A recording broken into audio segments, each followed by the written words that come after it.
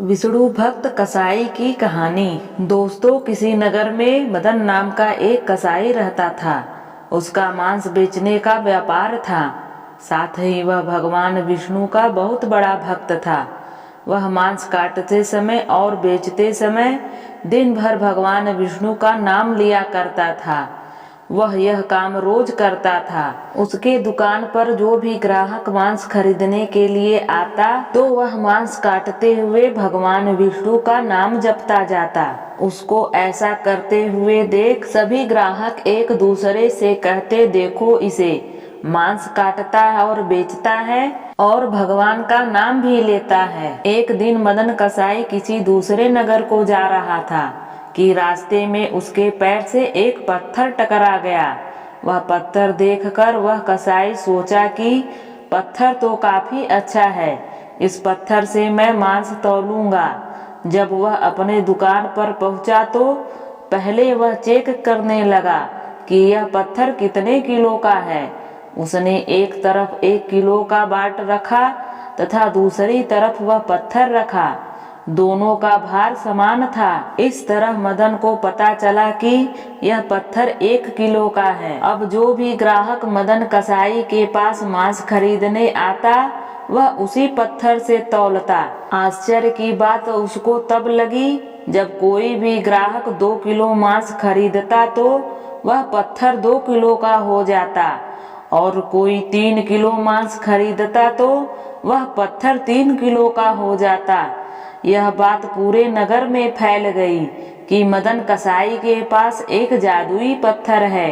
जब यह बात उस नगर में एक ब्राह्मण को पता चली तो वह मदन कसाई की दुकान पर गया। मदन कसाई ब्राह्मण को देखकर बड़े आदर सत्कार के साथ बैठने को कहा तो ब्राह्मण ने मदन कसाई से कहा, मूर्ख, तू जिस पत्थर को साधारण पत्थर समझ रहा है वह स्वयं शालिग्राम है, जो कि भगवान विष्णु का एक स्वरूप है। वह कसाई आश्चर्यचकित हो गया और कहने लगा, हे ब्राह्मण देवता, आप इन्हें अपने साथ ले जाइए और इनकी सेवा करिए। मैं तो मांस बेचता हूँ, यह अपवित्र स्थान है, ऐसे स्थान पर इन्हें रखना सही नहीं है। ऐसा कह सदन कसाई ने वह पत्थर उस ब्राह्मण को दे दिया। वह ब्राह्मण उस शालिग्राम पत्थर को अपने मंदिर में ले जाकर गंगा जल से शुद्ध करके प्रतिदिन उसकी पूजा करने लगा। ऐसे कई दिन बीत गए। एक रात भगवान विष्णु उस ब्राह्मण के स्वप्न में आए और कहने लगे, हे ब्राह्मण, तुम शालिग्राम पत्थर को उस कसाई के पास वापस दे आओ। ब्राह्मण बोला कि हे प्रभु, क्या मुझसे कोई गलती हो गई है? इस पर भगवान विष्णु ने कहा, वह मांस बेचता है तो क्या हुआ, वह दिन भर मेरा नाम जपता रहता है। उसकी इस भक्ति भावना से प्रसन्न होकर मैं उसके पास गया था। अगले दिन सुबह उठकर वह ब्राह्मण उस सदन कसाई के पास पहुंचा और सदन कसाई को स्वप्न वाली पूरी बात बता दी और अपने किए की माफी मांगने लगा।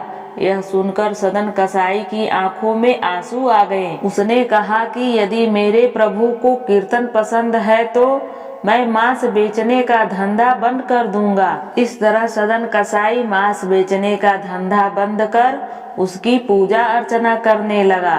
आगे चलकर यही सदन कसाई भगवान विष्णु का बहुत बड़ा भक्त बन गया। तो दोस्तों, आपने देखा कि भगवान कर्म के नहीं बल्कि भाव के भूखे होते हैं। इसलिए अच्छे कर्म करते हुए ईश्वर के नाम का जाप करते रहिए। दोस्तों, अगर आपको कहानी पसंद आए तो लाइक और शेयर जरूर करें।